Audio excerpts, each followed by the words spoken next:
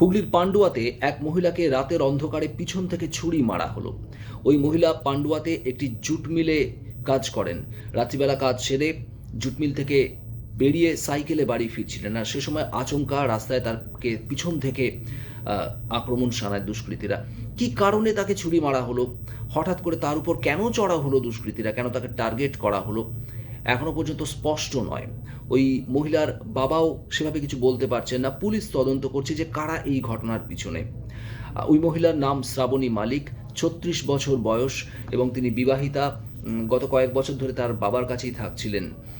কেন তাকে টার্গেট করা হলো? ছিনতাইয়ের উদ্দেশ্য ছিল কি? যদিও কিছু ছিনতাই হয়েছে বলে এখনো পর্যন্ত কোনো তথ্য নেই। পুলিশ গোটা ঘটনার তদন্ত শুরু করেছে এবং এই ঘটনায় কারা এর পিছনে রয়েছে খোঁজার চেষ্টা করছে।